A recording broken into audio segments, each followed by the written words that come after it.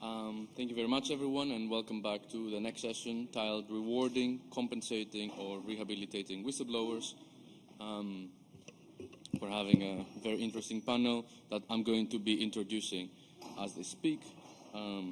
This includes Tom Devine, Legal Director from the Government Accountability Project, Chido Onumah from the African Center for Media and Information, Samantha Camilletti, who's a Program Officer at the Emergency Assistance Program, and Dr. Stelios Andreadakis, who's a Reader in Corporate Law at the Brunel University in London.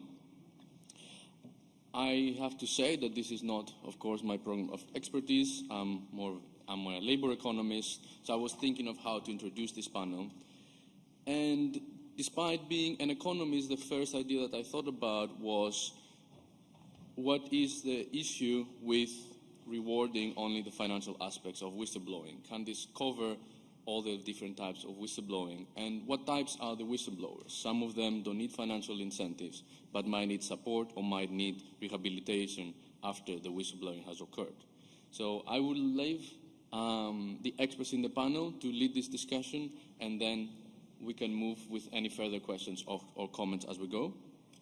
So I will start by introducing Tom Devine, who's a renowned legal expert.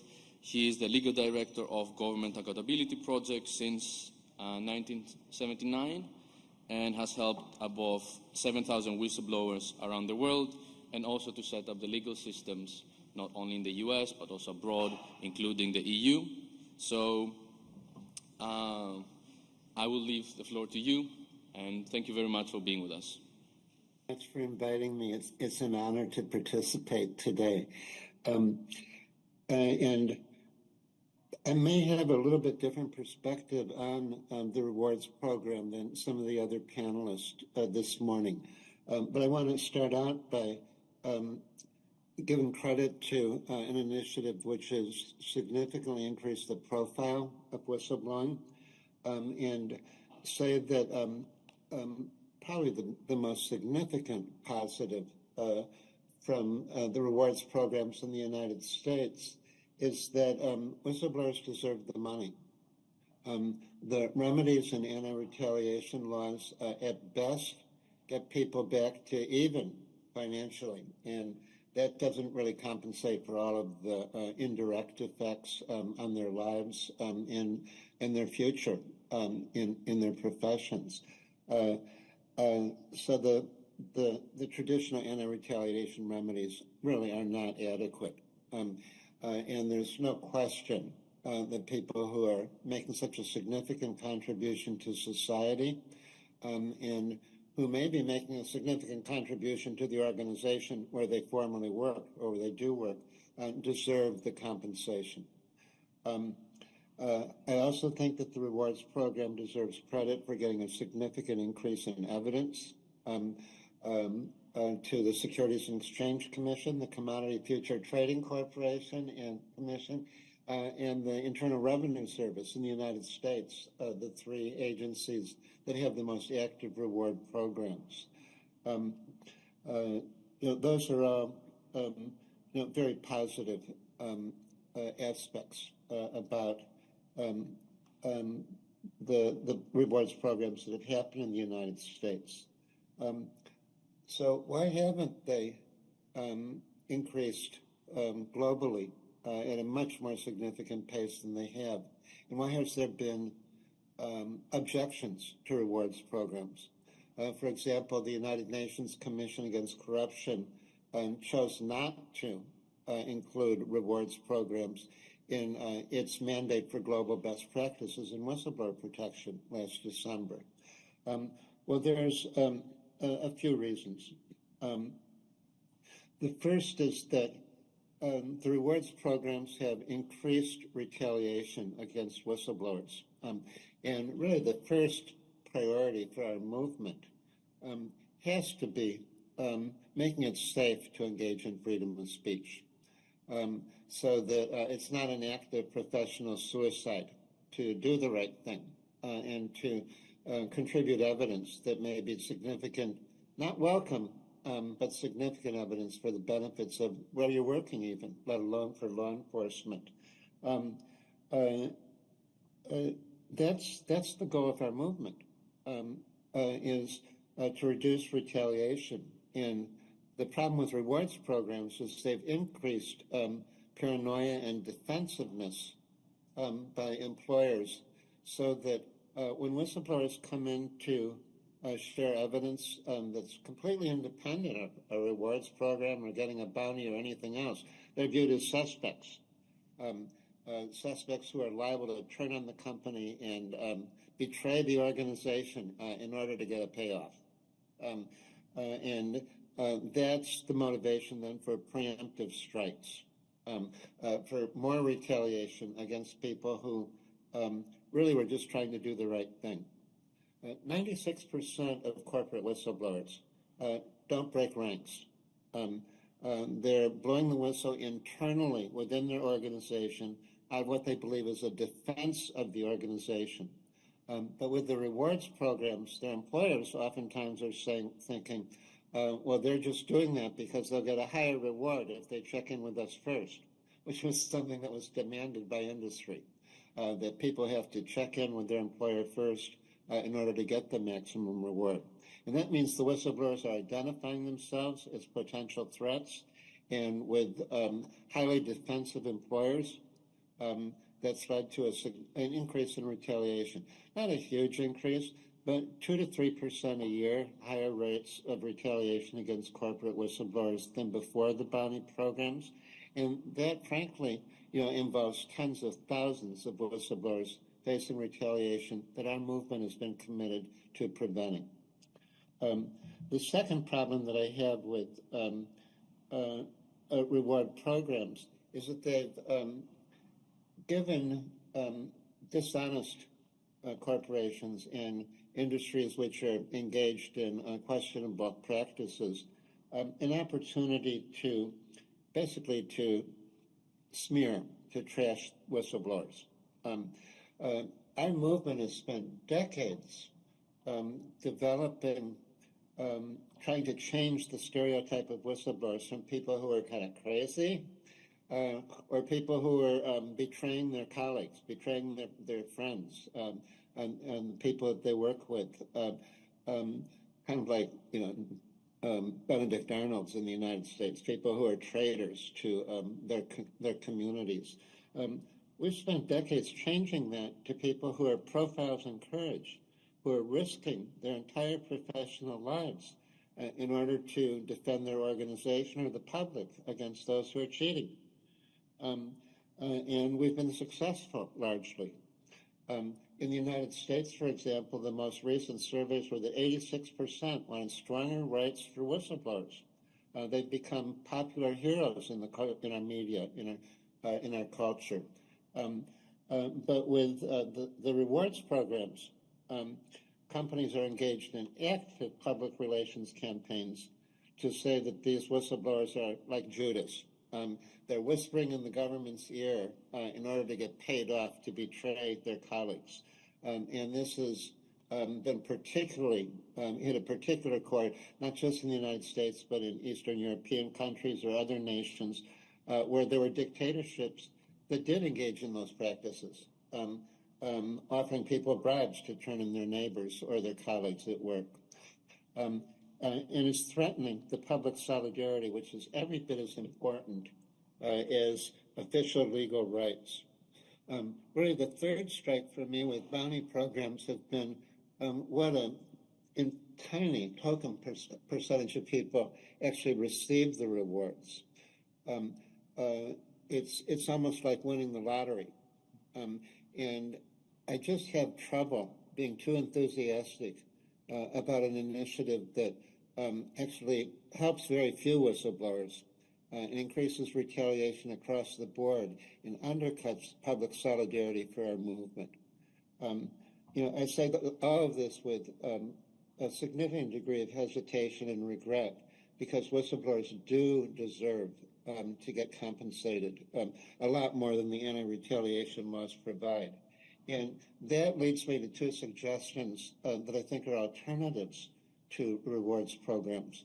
One is public recognition in merit raises to whistleblowers, just normal, routine, positive reinforcement within the organizations where they work, such as Speak Out Awards, the Chief Executive Officer honoring whistleblowers for their contribution to preventing liability or to stopping internal fraud against the organization, visible public recognition, and then a raise, a well-deserved raise or a bonus from the organization where they work for making the contribution that they deserve that reinforcement for. The second is if it's going to be outside the organization where the whistleblowers work, there is an alternative model that provides compensation to whistleblowers who make a difference. Its roots were in Great Britain, where they called it Chitam, allowing people to sue in the name of the king. And the United States has found its best model in the False Claims Act, where whistleblowers aren't limited to making noise. They also can file lawsuits on behalf of the taxpayers to return fraud in government contracts. The False Claims Act is America's most effective anti-corruption law. Just for fraud in government contracts, last year alone, it received $2.7 billion in recoveries from whistleblower lawsuits. That's more than all of the bounty reward statutes combined in the United States. This is a model which is more effective than simply giving rewards to whistleblowers, because it enfranchises the whistleblower to team up with the government in the law enforcement action. And the whistleblowers have a lot more to contribute than just an initial drop of evidence. They should be partners in getting the most effective results, and that's what's happened in the False Claims Act. The False Claims Act also hasn't led to any backlash against whistleblowers because they're getting rewards, but they're fighting and winning the battle on behalf of the taxpayer to earn those rewards, not merely whispering in the government's ear. For me, kind of on balance, whistleblower rewards in the United States have been pushed much more by law firms that are finding the reward programs to be easy money. They get 40% of the recovery just for filing a complaint, basically, with the initial evidence. They don't have to go through the muss and fuss of winning a trial. And the rewards have been significant in getting more evidence. It's just that there's a better way to do it, in my experience.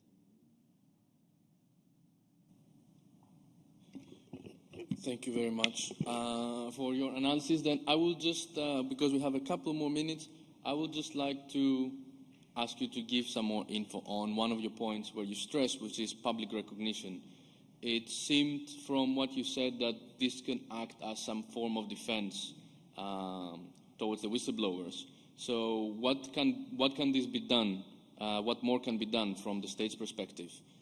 Is there something, or is it something that is in the hands of the NGOs and the public to build this public recognition of the whistleblowers? Well, I would think that any far-sighted chief executive officer at a corporation is not going to just want to have non-financial rewards, positive reinforcement, recognition, certificates, an internal matter within the corporation. I think that would be very, very good advertising for corporations to not only reward whistleblowers, but to publicize that they're rewarding whistleblowers. It's basically saying that we live the integrity of our advertising slogans. And not too many organizations can actually say that the reality within their environment is the same as what they'd like to take credit for. So I think it would be an excellent way for companies to promote themselves by promoting whistleblowers. Okay, thank you very much for this. So we're moving on now to our second speaker, Chido Onumah. Chido Onumah, she's a coordinator for African Center for Media and Information Literacy. He's a Nigerian and Canadian journalist, media trainer, and human rights activist that has worked in several countries over the last year, over the last 30 years. So the floor is yours. All right. Well, thank you very much for this invitation, and thank you for putting together this conference. I just wanted to share, I've been listening to some of the ideas being put forward in terms of compensations for whistleblowers. I wanted to share the work we're doing in Nigeria and perhaps also learn some good practices from around the world, what's happening to whistleblowers. And I'm happy Tom is part of this. Tom has been quite supportive of the work we do in Nigeria in terms of trying to put it in proper perspective, as the saying goes. I'm the coordinator of the African Center for Media and Information Literacy. We run a whistleblowing project called Corruption Anonymous. The aim basically is to amplify the importance of whistleblowing as an anti-corruption tool, but also lend support to whistleblowers who face retaliation and go through all kinds of problems, psychological, financial, legal, and so on. We started this project about 7 years ago with the kind support of the MacArthur Foundation. We've been able to work with about 10 whistleblowers in the last 6-7 years, and it keeps growing. Of course, one of the biggest concerns we have about whistleblowing in Nigeria is the issue of protection. About 7 years ago, in December, 8 years ago, this December, the federal government of Nigeria introduced a whistleblowing policy.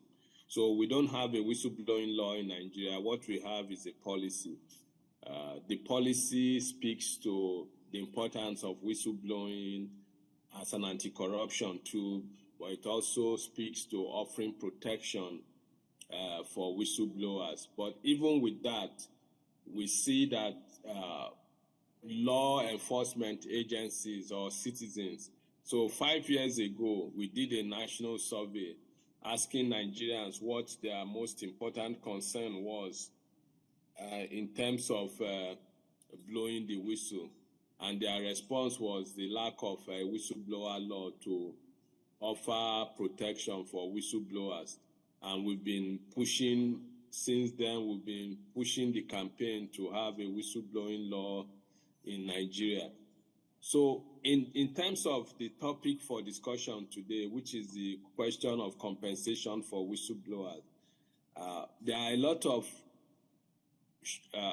not so positive aspect of the whistleblowing policy in Nigeria that addresses or seeks to address this issue.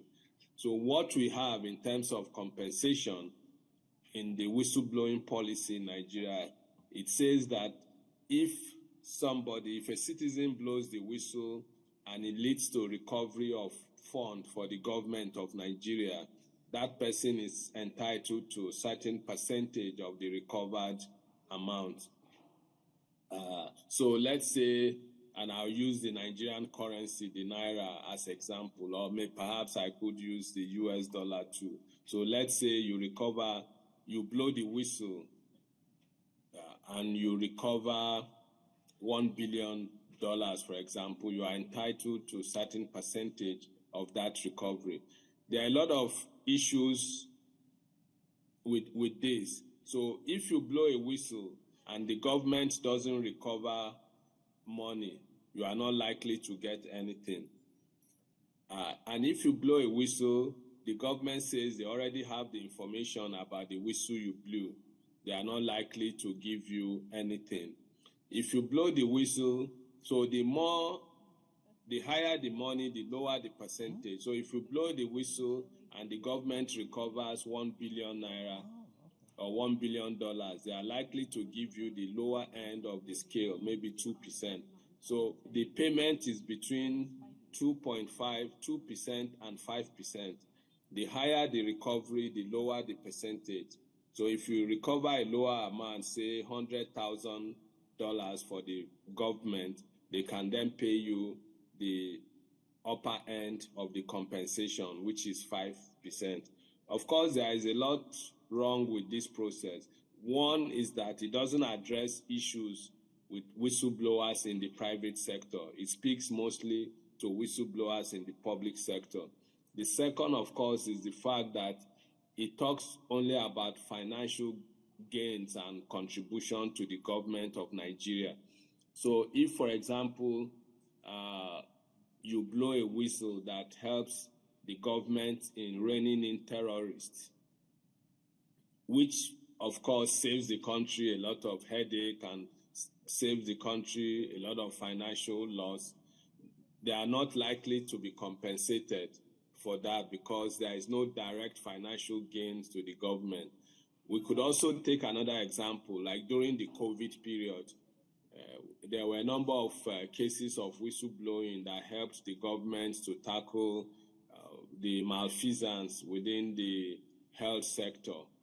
People hoarding drugs, people hoarding COVID-19 relief materials, people hoarding health materials that were needed to improve the conditions of citizens during COVID. But because there was no direct involvement of recovery of financial benefits to the government, all the whistleblowers, no whistleblower got anything for that. And we are saying, as civil society organizations, we are saying no, that whistleblowers should be entitled to compensation. Once people blow the whistle and it's identified that this is a genuine case, and whether there is recovery or not, that the government should be able to compensate whistleblowers. So that's part of the campaign we are pushing for. There is a draft whistleblower bill in Nigeria. The argument from civil society organizations, including the organization I work for, is to expand this aspect of whistleblowing to ensure that whistleblowers get adequate compensation, because of course they go through a lot of stress, trauma, and all that, whether in the process of blowing the whistle or after they blow the whistle. So if the case is settled, whether there is a direct recovery of money or not, whistleblowers are entitled to some compensation. Then quickly, the other aspect of this, of course, is also protection for whistleblowers. So there is a law in Nigeria which talks about something to do with identity of non-revelation of identity of witness protection. So we are saying that the idea of protecting whistleblowers should go beyond the concept of the concept of witness protection. So whistleblowers deserve compensation, one. They deserve protection of their identity when they blow the whistle, unless, of course, they decide to reveal their identity. If and when it becomes necessary, there are other things that can be done, including change of location, movement of family, change of identity, and so on. That should be part of the whole package of whistleblower protection. We believe that when we have all of this in place, that it will be more effective, it will be easier for whistleblowers to be in a good position to blow the whistle, will be excited. Many more people will willingly come out to blow the whistle. I think this kind of gives us a broad sense of where we are. As I said, part of why I'm happy to be part of this thing is also to learn from experiences from Europe and other places and what they've done or are doing with the whole concept of compensation for whistleblowers. Even as we struggle with the transition from having a whistleblower policy to a whistleblower law in Nigeria, when the conversation opens up, one will then have a clearer idea of how to engage the process and make solid arguments, but also reference what is happening in other jurisdictions in terms of compensation and protection for whistleblowers. And I'm happy to take further questions or clarifications on this issue. Thank you very much.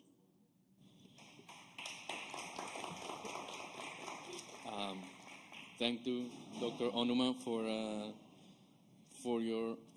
all the information you have provided with us. I will again just give a short question on this moment, given that I understood you were talking mostly about blowing the whistle on cases of corruption, etc. Do you think that the protection of identity for these people can work in cases where the people that they have to blow the whistle to are very close in the government to these people that they also need to give this information? How can this work in Nigeria, and do you see this problem right now? Yeah, so it's a big problem, and part of the challenge we have is how to deal with this. Apart from the fact that there is no whistleblower law in Nigeria, which makes it difficult, so you can't even then you can't proceed to the courts, for example, in terms of providing protection for whistleblowers. There is no extant law for the legal system to fall back on and say, oh, this is what the law says in terms of whistleblower protection. But that's on one side. The other more important issue in addressing the question you raised is the protection of identity of whistleblowers. My country, and I hate to say this, but that's the reality, we face a serious problem of corruption in Nigeria. Not everybody is in tune with corruption in Nigeria. There are a lot of patriotic citizens who want to blow the whistle. So many of them are afraid that if they blow the whistle, either within their organization or within the larger state institutions, they will get into trouble for that. Or when they get into trouble, nobody is going to come to their aid. We are dealing with, at the level of my organization now, we are dealing with a number of whistleblowers that we have to raise funds. Many of them, they have withdrawn their salaries. Some of them have lost their jobs. Some have lost their homes. They've lost their spouses, and their children and partners have left them. Some are, going through emotional and psychological stress. We have to raise funds for them. There are some people who don't care. One, they don't care about the money. They say they are doing this thing out of their own patriotic zeal. There are those who don't care about their identity. They are willing to make public what they want to blow the whistle on. They don't worry so much about their safety and consequences. But there are those who are also worried about their identity and so on. So the question is, for those who want to be protected, how do we go ahead and protect them?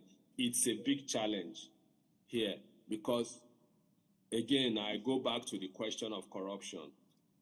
These issues about whistleblowing protection, it's state agents. Many of them are corrupt institutions. So when you blow the whistle, and then you report to an anti-corruption agency or a law enforcement agency, there is the worry that people within that agency can turn around and use the information you provide them to either make money or expose you.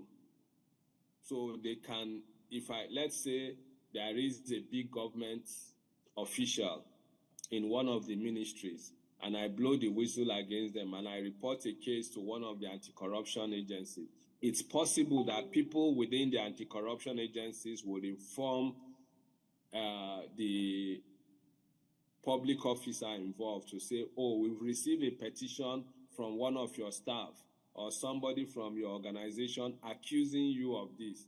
And then the big public officer will then go back to the institution and begin to fish out the person who leaked that information or who provided that information. One of the ways, or one of the things we've tried to do is to two things. The government agency that is responsible for whistleblowing has a secure website for people to put their information anonymously. At the level of my organization, we also have a system where people can come to us directly in our offices to complain, fill out some forms with their information, knowing full well that their identity will not be exposed. But they can't be too sure of the government website where they provide the information. So to answer your question directly, it's a big challenge. And we try to educate people to let them understand that there is a way you can report information anonymously without sacrificing your identity, without putting yourself into trouble and so on. It requires a lot of work on our part to continue to do the advocacy, inform people that unless you want to do this thing intentionally to expose yourself, you can also report anonymously, and that there are platforms that you can do the anonymous report so that you protect your own identity. I hope I'm able to answer your question. Yes, thank you very much for this. We're going to continue the discussion after the panelists have finished, so we're moving to the next panelist, Samantha Camilletti, who will join us in person.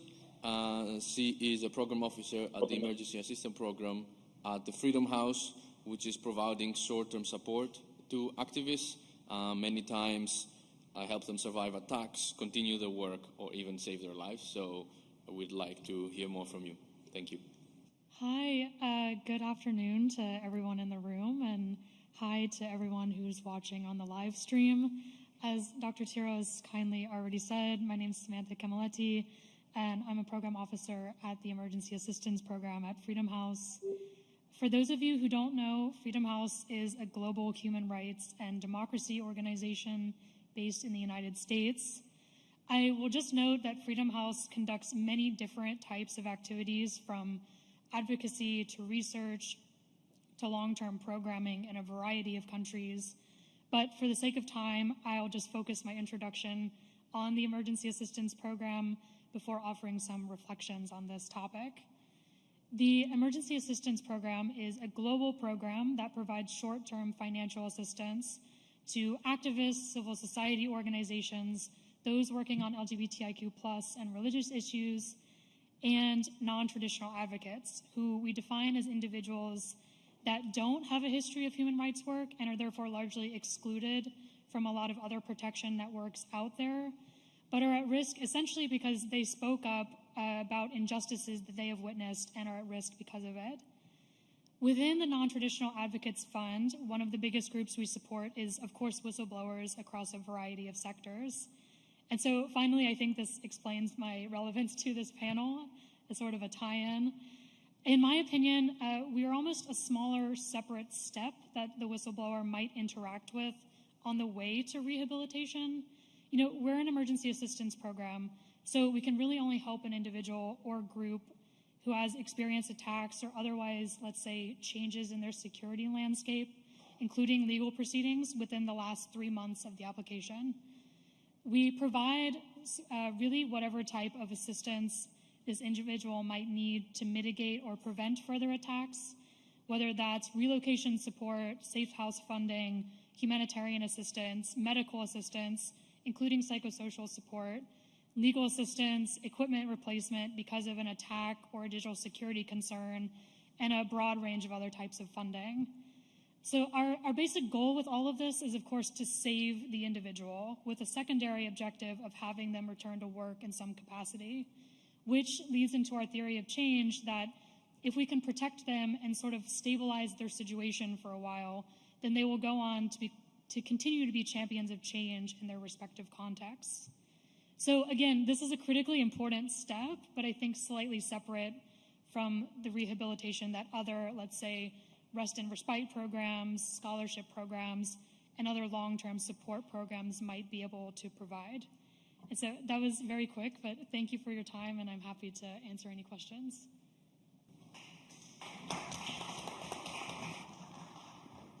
So, thank you very much for your presentation. I would like to understand a bit more in detail, because you say this is short term. So how short term are we talking about? And how easy it is for people to reach you? And also you're talking about some kind of support that seems very wide. That seems to me very hard to organize something like this. I assume this is in many different countries. So make it a bit more clear to us, what does your support do? In essence, what would have happened if you were not on that point, and why do you think this is very important in these cases? And the next step is, how can this be bridged later to the rehabilitation part after a short-term one? Yeah, so let me try to answer all of those really good questions. So one is, we're helping, the assistance is from 3 to 6 months. So it really is short-term, and it really is about, let's say, stabilization of this person and situation. In terms of, we've been doing this since 2007, and so I think naturally we've just built up many different types of networks, many different types of contacts, whether that's, of course, other civil society organizations, but also, legal organizations, psychosocial support organizations, and a variety of other different groups. And so in a way, we're really networking with them to help provide this kind of holistic support that I was talking about. And remind me of your other question. I think in the end, the question was, how can the bridge happen between your short-term support and the rehabilitation part? Yeah, that's a great question. And I mean, to be honest, I think that's the sort of weakness that not just us, but really a lot of other emergency assistance programs sort of have to grapple with. I mean, the way that we put it in practice is it's really just based on the individual situation. So say, for instance, we provide 6 months of psychosocial support. Let's say this individual already has a therapist that they've identified that they trust and want to work with. We provide the funding for that. And then beyond that, we can connect them with other resources that we know about and kind of steer them in the right direction. I will say it definitely is individualized, and it's dependent on the different contexts. So it definitely is not always so neatly kind of packaged for this person to go on, but we really do try our best to give this person some sort of sustainable path to go on. Because we all know a lot of these people are really just coming with no idea. They say, okay, I blew the whistle, I'm experiencing these intense threats, and I have no idea what's going on, what do I do, and these kind of things. And so we really do try to be a bridge onto these long-term rehabilitation programs. I hope that helped answer. Thank you very much. Of networking, or? Yeah, normally we protect our people that we don't ever publicize really our people. And even if we do, it's anonymized. I will say one of the cases that we did is sort of this psychosocial networking. We do this a lot, actually, in a variety of different countries. And it is organizations that are more specialized in psychosocial support. And I'm really proud of us building up these networks, because I think, as we all know, that's really an enduring need with these people. So I hope that kind of answers your question. Yeah. So two questions. One, regarding the non-traditional whistleblowing, can you just be a little bit more, just to give us a couple of examples? And then it's a general question. When we're, let's say, advocating or just spreading the word about rehabilitation whistleblower, are we in some ways discouraging whistleblowers? Because it's like giving them the message, it's a positive message, we are going to support you, but the negative is you're going to be needing rehabilitation. So something bad may happen and you will need support. Yeah, so I'll answer your first question and then the other one. In terms of the whole reason we thought of the non-traditional name is, first of all, we're really trying to encompass a broad range of people. So yes, we definitely support whistleblowers. We also, in a lot of cases, are just working with people who have never interacted with the human rights space, which is where we're very much entrenched, but are standing up at key moments to talk about issues of anti-corruption, accountability, and similar concepts. And so that was, we were talking about naming a lot yesterday. I think that was really just our attempt to kind of encompass all of these people without the sort of negative connotation that I think, we were kind of interacting with yesterday.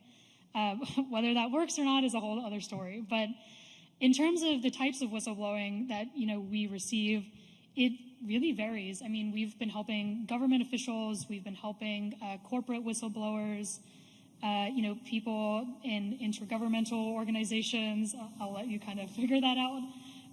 And so I think it really is broad. And of course, again, we always try to contextualize their plan based on their individual situation.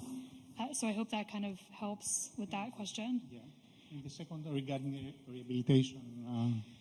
I think that's an interesting question because we really do market ourselves as a safe space for these people. And I mean, we're not saying, as I said, we don't publish reports really. Freedom House certainly does about their anti-corruption work and these kind of things. The emergency assistance program is really us saying, if you are experiencing these sort of threats, these, attacks, etc., you can come to us for assistance. So I think it's an interesting, I don't know if we are discouraging people in some way. I really hope we are encouraging that. If you're experiencing threats, please come to us because we can help you. So does that answer your question? Or? Yeah, always, if you just call something rehabilitation, you're going to give a positive message, but some people may perceive it in a negative way, but yeah, you do always the best, but sometimes you have to keep that in consideration, how we're going to call a service in order to be able to give let's say, the positive message and to minimize the negative message. Yeah, that's a really interesting point. We have another question. Hi, Samantha. Hey. And thank you for being here and supporting a cause. Short-term to long-term rehabilitation in 6 months. So we have a expiring day, let's put it this way. My question is, first of all, do you let the whistleblowers know that, listen, this is 6 months short term of support and you're on your own, or you can direct them towards other means of support, but have other options that, doesn't make them stressed of what to come next? And my second question is, how often, I'll put it this way, there are two types of whistleblowers. Ones that they haven't blown the whistle yet, they're thinking about it, so they're doing the homework, and then they say, what are my options? What's next? Yeah. And the second is obviously the ones that they've blew the whistle, they have retaliation, and they might come to you also for help. So do you cover both instances? Thanks. Yeah, I'll answer your second question first because it's easier. But in short, yes. This is a somewhat new thing that we're trying in the emergency assistance program because by its very nature, emergency assistance is quite reactive versus proactive. But specifically with the Non-Traditional Advocates Fund, which I'm the program officer for, we certainly cover this sort of circumstance as well and say, okay, really building a protection plan before these people blow the whistle. And I think we've only had a few of these sort of instances so far. And actually, they've been more, let's say, witnesses before testifying rather than specifically blowing the whistle. But I think it's been really effective, and I think it's helped. And so I really do hope we continue, going down that sort of proactive support. The second question is, certainly. I mean, this is all part of our trauma-informed communication with these individuals and groups, is we say, really, we work with them to build some sort of 6-month plan, let's say. We can only provide this amount of assistance, this type of assistance, etc. What would help you most, essentially, right in this moment? And then, as I was mentioning earlier, we do our best to connect with other sort of organizations. Of course, it's very much dependent on the country and situation and these kind of things. But either that means we're directly connecting them or we provide some sort of list and resource guide that they can access and sort of feel empowered to go after themselves. So I hope that helped with your questions. Yes, you did. So if I understand correctly, your service can be limited by countries? Yeah, I mean, we are a global organization. We don't normally work in Western Europe just because of our mandate, but we work everywhere else. So it's, as I was saying, it's in terms of when we're building some sort of, let's say, off-ramp plan, let's say, it really depends on what are our connections in that country. Do we have very strong, partners that we feel good and comfortable about referring these people to? In countries where when we don't really have a presence, we can certainly try to point them in good directions, but, it really depends. So that's kind of what I meant there. But Gotcha. Does that help? Yes. Cool. Thank you. Okay, thank you very much, everyone. Thanks a lot What's that? to Samantha Camilletti. We have a question from my son, actually. Sorry. Okay, we have one more question. And then we'll move on to our next speaker. Okay, thank you. I think we should have some time for more questions in the end. Okay. How do you plan on helping whistleblowers who are receiving threats? How do we help? I mean, we're providing this sort of tailored assistance to individuals. Again, it's financial assistance, so it's not, let's say, this holistic plan necessarily, but within that, we do really try to, maximize the options that they have. And so if they're experiencing, whether it's digital security threats, we can help with, as I was saying, equipment replacement, digital security trainings, these sort of things. If they're experiencing physical attacks, we can work with them on relocating or medical assistance or really a broad range of things. And so, again, it really depends on the individual, but we're able to kind of, at least we're hoping anyway, to really broaden and holistically support these people. Does that answer your question? Yeah, it does. Thank you. Yeah, good question. Thank you very much once again.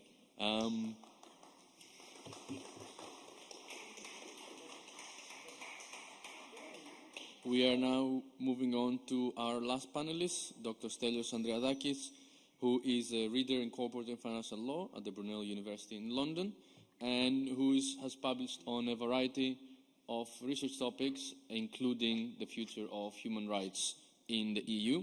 So, Dr. Andreadakis, the floor is yours. Thank you very, very much. Very interesting discussion. I would like to make some points that were not made earlier about the idea of rewards and financial rewards in particular. So the first point that I would like to make in this discussion that has been going on for quite a few years is that we keep talking about financial rewards only. And that's a point that Tom made as well in his presentation earlier, that there can be other types of rewards that we can use, and that's something that we forget. And most of the discussions that I have been participating or I'm listening monopolize on the idea of financial rewards in the United States and that model, which of course is working very, very well. And there is a good reason why the United States authorities are promoting it and they want to establish it in other countries.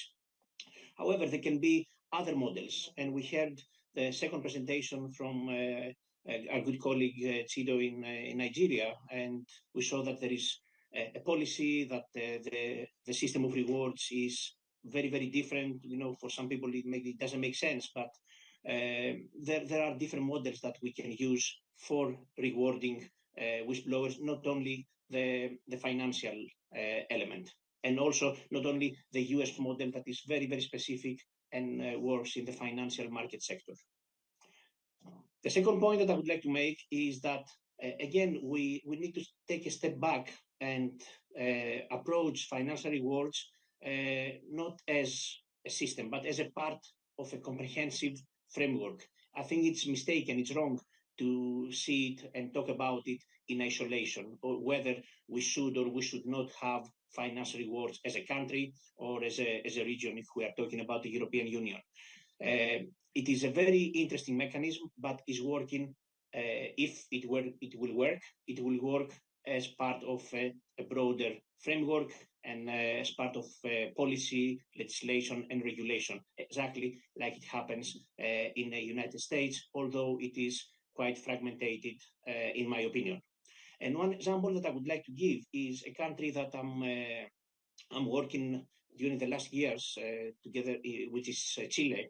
in South America, together with the Financial Markets Authority, that has introduced the idea of financial rewards, basically copying and pasting the model of the United States with anonymity and with financial rewards for whistleblowers of the financial sector.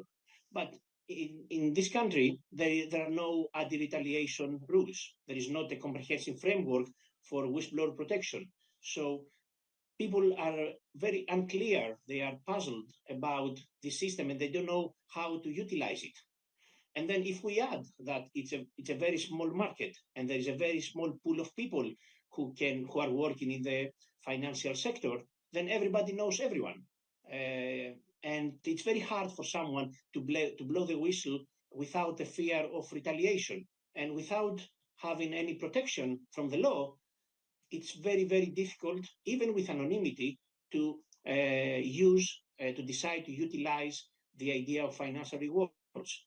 So it's a very good example of an idea that works well, but we cannot just copy and paste to another country, hoping that it will work in the same way that it works in other countries. We need to see the other elements that support it, because without a basis, it's not going to work. My third point has to do with something that I talked a bit about yesterday, about the cultural element. Because again, now with the European Union directive, the member states of the European Union had to make some decisions about how to implement the provisions of the directive. And one of the decisions that they had to make was about whether they should implement financial rewards or not. And we need to see and discuss whether financial rewards are in line with the culture of every country. I made the point yesterday about the countries from the Iron Curtain, or the former socialistic countries, that the idea of whistleblowing is problematic, at least to the previous generation or to the older people. So firstly, before we talk about financial rewards, we need to see what is the culture of the country regarding whistleblowing. And I think this is the first discussion before we say, let's pay them and how much we will pay them and how much percentage. Maybe we should start with emphasis on the training, to train people about whistleblowing, to explain to them who is a whistleblower and what they need to do. The media coverage, we need more success stories. We need more positive messages, not messages about people who have been suffering, retaliating, or people who are just snitch and traitors. The processes. And then once we establish that, we can talk about rewards.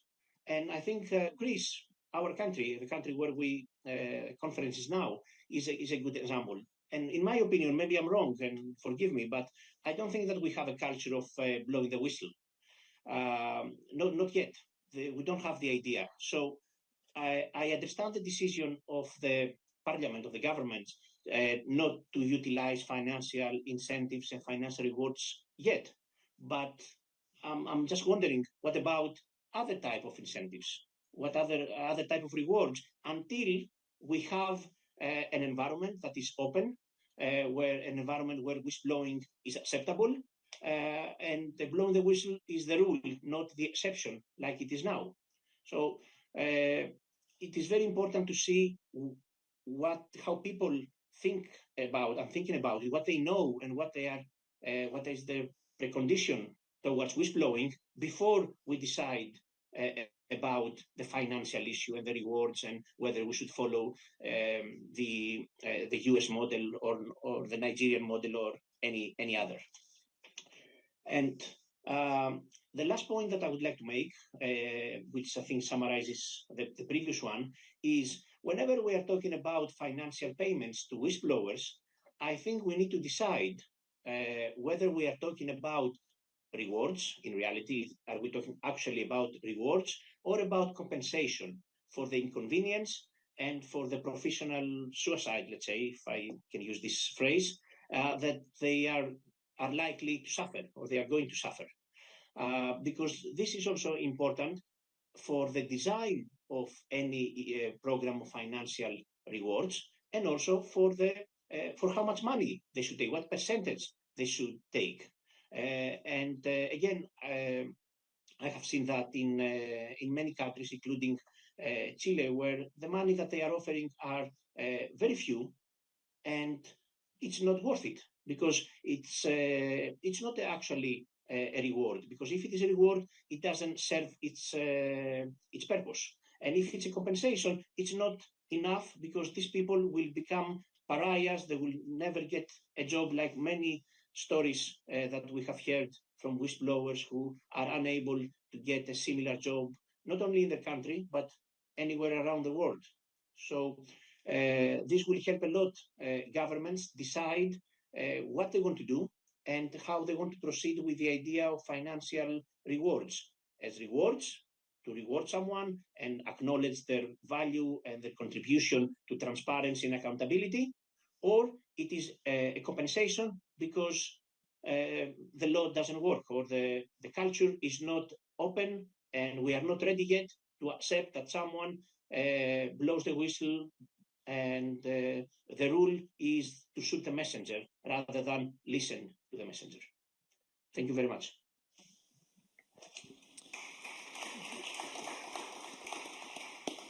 Thank you very much, Dr. Andreadakis.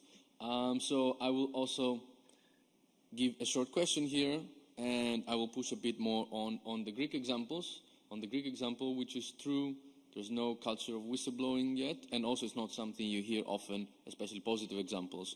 What you do here, though, is slaps that have been growing over the last year, even from people close to power, towards reporters, for example. So what are the steps you would recommend for Greece to start building on until we reach to a complete system? Very practical question. Thank you for that. I think the first step is to make people understand what it is.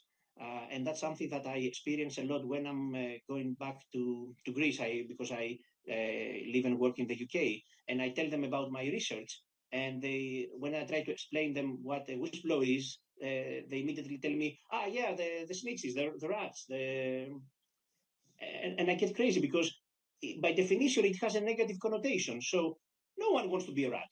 No one wants to be a snitch. It's not something that you want to put on your as a label. So the first thing is the perception, and not to change the perception using propaganda. Explain what this mechanism is, because whether we like it or not, it is the law of the country now. So it is a model that works across the European Union. So that's the first point. And the role of the media is very, very important, because I haven't heard a lot of stories about the new legislation. And if I want to share an anecdotal information, story is that when the Parliament approved the new legislation, I wrote a small article and I approached 3 big newspapers to publish it about the idea of whistleblowing in Greece. And it was rejected by all of them because it's not a priority. Without any comment. Second step can be training in the companies, because again, it's a law of the country, and people who are not lawyers or who are not working in this area do not really know what it means, what it is, and what are the steps, what is the process. Like Aris said before, how they can do their homework before they decide whether they should blow the whistle or not. I think I can go on, but I think these are the first 2 steps if we want to talk about normal people who are working in companies, and while working and they're going to work and they are living their life, they come across something illegal and they feel the need to report it, either because it's the right thing to do, or because that's what the law says and they need to be law-abiding citizens. Thank you very much for this further comments. So I would like to take some further questions from the audience. Hi, Stelios. Nice to see you again. This is Ari. You and I will have, thank you for being here virtually. I know you were planning to come over, but you came across some issues with your visa. So you and I had a long discussion in Puerto Rico about this. Am I right? Last year we met in Puerto Rico and we did a panel together. about the whistleblowing, my whistleblower story, and rehabilitating whistleblowers. Again, we debate the rewarding or compensating whistleblowers. So we made a lot of progress since then, both of us, I think. And it's quite interesting what you mentioned, because where do we start? We start from public awareness. I think it's key number one, that the public needs to know about not the whistleblower name as a tag, but about the whistleblower as a concept. What it stands for, what's the benefits, who benefits. So then we go to a step behind that, and that is education. We need to educate as early as possible, as my friend Vasily said earlier on. We need to educate our kids, how not to be afraid to identify corruption. They need to identify and report corruption or wrongdoing in our kids' eyes from an early stage. So we have education, we have public awareness. But still, something is missing. We have so many obstacles on a global level. We have different countries, different cultures, different names, different legislation. And that is going back to last year, where we need to find a global solution for a global problem, as my friend Georgina from the UK, Whistleblowers, had told me once. What do you think about this?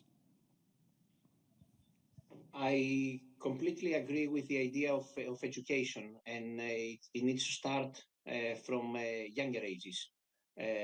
So I can see next to you, the younger generation is here, so at least he can help with spreading the word.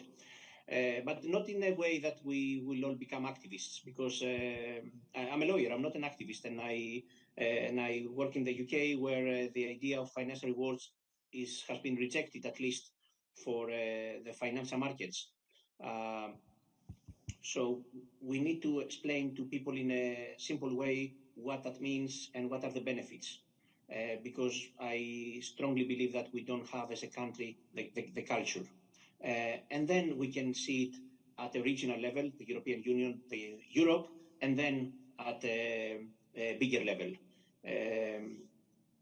By training, I'm a corporate lawyer, and have seen that harmonization and unification of law is problematic even in areas like company law, where a company is roughly the same everywhere.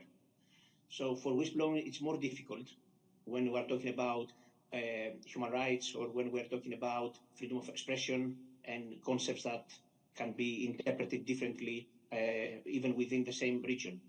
So I wouldn't put my money on something more international yet, until each country or each region clean up their mess or decide what they want to do, what is their policy and the strategy.